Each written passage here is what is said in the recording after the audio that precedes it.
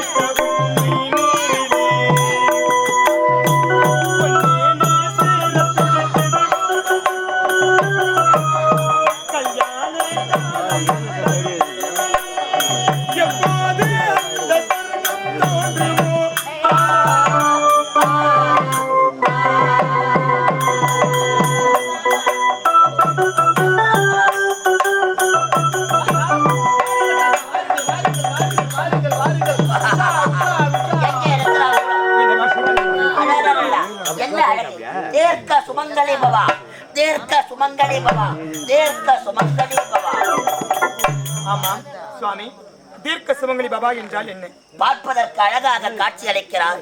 கணவன் உயிரோடு இருக்கும் பொழுது பூவும் பொட்டோடு என் பாதத்தை வந்து அடைபவளை தீர்க்க சுமங்கலி பவா என்று வாழ்த்தினேன். அப்படியா? அப்படி என்றால் கணவரோடு சேர்ந்து வாழும் பெண்ணை பார்த்துதான் நீங்கள் தீர்க்க சுமங்கலி பவா என்று வாழ்த்த வேண்டும். அதில் என்ன மாற்று கருத்து இருக்கிறது? அதான உண்மை. அதான் உண்மை. ஆனால் என்னை தொட்டு தாலி கட்டின என்னுடைய கணவர் தான் தோ இறந்து கிடக்கின்றாரே.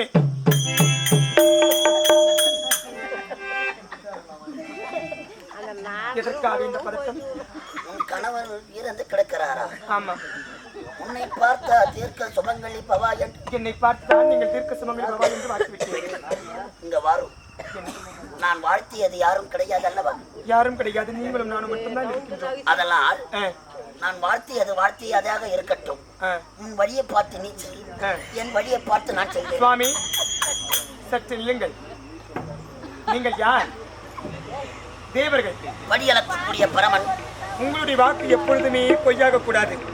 இப்பொழுது என் கணவருக்கு உயிர் கொடு. இறந்து போன உன் கணவனுக்கு உயிரை கொடு என்று கேட்கிறார். இறந்தவருக்கெல்லாம் உயிர் கொடுத்து விட்டார். இந்த பூமியின் நிலைமை என்ன ஆவது? இந்த பூமி பாரம் தீர்ப்பது யார்? ஆகையால் இறந்த உன் கணவர் இறந்ததுதான் சென்று வருகிறேன். சுவாமி சற்று இல்லைங்கள். அப்படி இல்லை என்றால் நீங்க எங்கெல்லாம் போறீங்களோ உங்களை பின்தொடர்ந்தே வருவேன். என் கூடவா? ஆமா. என்னடா வம்பா போச்சு. இடையிலே ஒருவள், என் சடையிலே ஒருவள், மூன்றாவதாக ஒருவளா எங்கே வைப்பது? பெண்ணே, நான் கூறியது தவறு. நீ சென்று விடு, நான் சென்று வருகிறேன். விட முடியாது. நாரதா, வாடா வாடா. என்ன தாத்தா அந்த பூலோகவாசியை வாடா. பூலோகவாசியை பார்த்து விட்டீர்களா? பூலோகவாசி என்று அழைத்து வந்தாய் என்னை. பாமர மக்களுக்கு படி அளக்கக்கூடிய இந்த பரமன் பூலோகத்தை அழைத்து வந்தால் அந்த பெண் யார் என்று தெரிகிறதா? தெரியவில்லையே. உனக்கா தெரியாது? எனக்கு தெரியவில்லை யார் என்று. நாடகத்தை என்னிடத்திலே துவக்குகிறாயா? என்ன தாத்தா? உனக்கு நானாடா கிடைத்தேன் என்ன? விளையாடுவதற்காக. டேய் நாரதா, தாத்தா பூலோகவாசி கேள்வி கேட்டான் என்பதற்காக அழைத்து வந்தாய் என்னை பூலோகம். உண்மைதான். அழகாக இந்த பெண் என் பாதத்தில் விழுந்தா தீர்க்க சுமங்கலி பபா என்று வாழ்த்தினீர்கள். வாழ்த்தியது தவறு கிடையாது. தவறுதான் கிடையாது. அவன் கணவன் இறந்து கிடக்கிறாளாம். இறந்து விட்டானா? உனக்கு ஒன்னும் தெரியாது. எனக்கு தெரியாது தாத்தா. அவன் என்ன கேட்கிறா? கணவனின் உயிரை கேட்கிறாள். அது என்னால் எப்படி கொடுக்க முடியும்? கொடுங்க தாத்தா. படியலுக்கு கருவில் இருக்கும் சிசுவுக்கும் கல்லில் இருக்கும் தேரைக்கும் படி அளக்கக்கூடிய பரமன் அப்படி இறந்து போனவும் பத்மாவதியின் கணவனுக்கு உயிரை கொடுத்தால் இறந்தவர்கள்லாம் இந்த பூமியிலே தங்கிவிட்டால் இந்த பூமி பாரத்தின் நிலைமை என்னாவது? தாங்காது. இறந்த கணவன் இறந்ததுதான். பெண்ணி சென்று வா. என்னால் செல்ல முடியாது. தயவு செய்து செல்ல என்றால் உங்களை இருவரையும் விடப்போவது கிடையாது. கேளுங்கள் தாத்தா. உயிரை கொடுத்து விடுங்கள் தாத்தா. டேய் நாரதா, தாத்தா உன் உயிரை எடுத்தாவது அவருக்கு உயிரை கொடுப்போம். இருவரையா?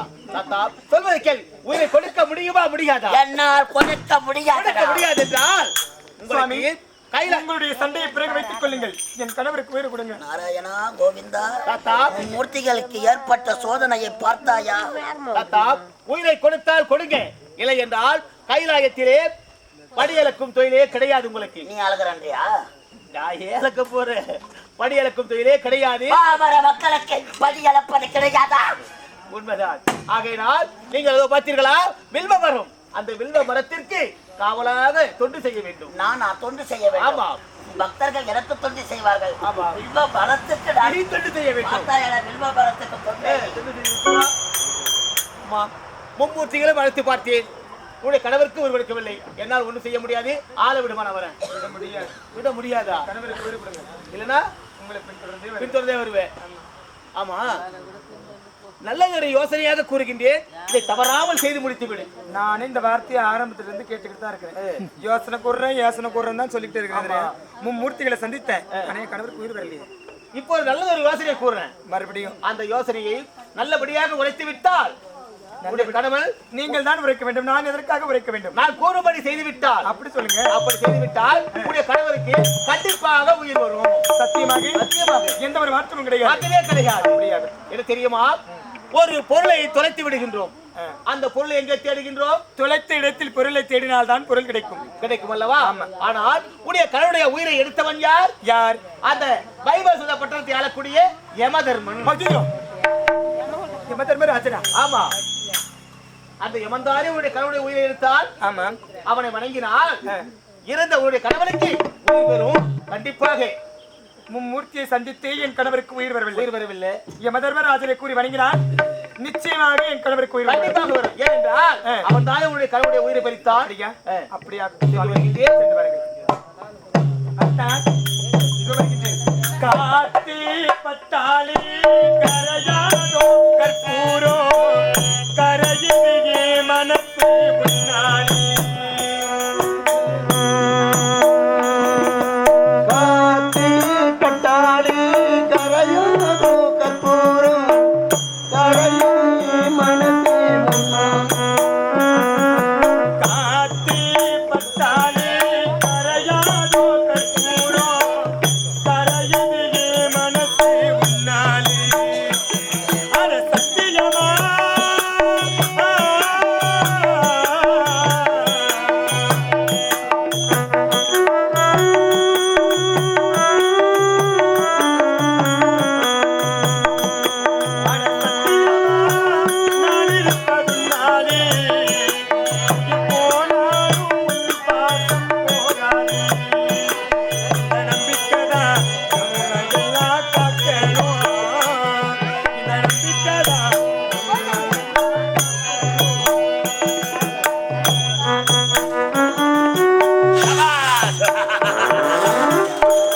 சிவமணியின் உயிரை கவர்ந்து வந்து நீண்ட நாள் ஆகிவிட்டது.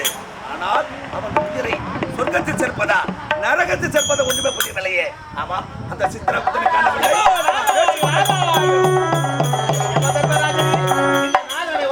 வாழ்க வாழ்க என்ற சிறப்போடு இருக்க வேண்டும். நீ வந்த காரணம் என்ன தெரியுமா? பூலோகத்திலே ஒரு பெண்மணியானவள் பெண்மணியானவள் உன்னை கோரி கடும் தவத்திலே இருக்கின்றார். கோரி கடுத்தவத்தில் இருக்கிறார். உண்மைதான். எப்படி எப்படி என்றால் பார்த்தால் அனைவர் நடுநடுங்குவார்கள். ஆமா, உன்னை கோரி கடும் தவத்திலே இருக்கின்றார். என்னவென்று தெரியுமா? தொட்டுத்தாலி கட்டியவன் இறக்க வேண்டும், நல்ல புருஷன் உயிரோடு இருக்க வேண்டும் என்று உன்னையே கோரி கடுதவத்தில் இருக்கின்றார். இருக்கலாமா? தாலி கட்டி கணவன் இருக்க வேண்டும். இப்படி இருக்கலாமா? அப்படியா? ஆமா. அந்த பெண்மணி எங்க இருக்கிறார்? காட்டுகின்றேன்.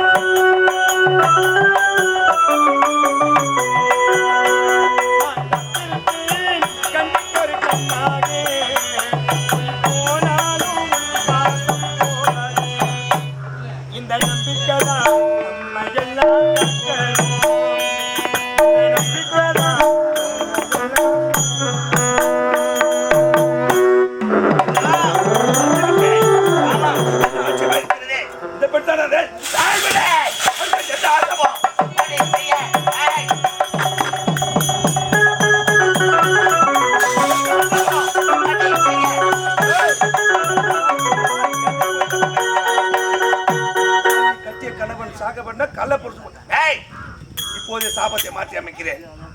கட்டிய கணவன் வாழ வேண்டும், கள்ள புருஷன் சாக வேண்டும். ஆமா, தங்களுக்கு இவ்வளவு கோபம். நான் என்ன தவறு செய்து விட்டாயே. அதான் என்ன தவறு? தவறு செய்யவில்லையே. புரியவில்லை. நீங்கள் கூறும் தாலி கட்டிய கணவன் சாக வேண்டும், கள்ள புருஷன் உயிரோடு வாழ வேண்டும் தவறு வந்தாய். ஆமா, அதற்குத்தான் உனது சாபத்தை மாற்றி அமைத்து விட்டேன். உங்களை கோரி நான் தவத்தில் அமர்த்துக் கொண்டிருந்தேன். ஆமா, என்னவென்று புரியவில்லையே. கள்ள புருஷன் உயிரோடு இருக்க வேண்டும், தாலி கட்டியவன் சாக வேண்டும். இப்போது தவம் இருந்தாய். ஆகியாத்தான் வந்தேன், சாபத்தை மாற்றி அமைத்து விட்டேன். உங்களை கோரி தவம் இருந்தேன். என்னவென்று கள்ள புருஷன் வாழ வேண்டும், தொட்டு தாலி கட்டின என்னுடைய கணவர் இருந்து போக வேண்டும் என்று தங்களை கோரி நான் தவத்தில் அமர்ந்து கொண்டிருக்கிறேன். நீங்கள் கூறும் நாட்கள் முறையானதா? என்ன? என்னை தொட்டு தாலி கட்டின என்னுடைய கணவரே இதோ இருந்து கிடக்கிறாரு. ஆமா, நான் எந்த கள்ள புருஷனை வச்சுக்கிறேன்? கள்ள புருஷன் வாழணும், கட்டிய கணவன் சாக வேண்டும். உங்களை குறி தவத்திருந்தேன். நீங்கள் கொடுத்த வரத்தை மாற்றி அமைக்க வேண்டும். கள்ள புருஷன் சாக வேண்டும், என்னை தொட்டு தாலி கட்டின என்னுடைய கணவர் உயிரோடு வர வேண்டும். உயிரோடு வர வேண்டுமா? உயிரை கவருவதுதான் எனது வழக்கம், உயிரை கொடுப்பது எனது வழக்கம் அல்ல. நீங்கள் தான் சாபத்தை இதற்கு விளக்க வேண்டும் என்றால் அந்த மும்மூர்த்திகளே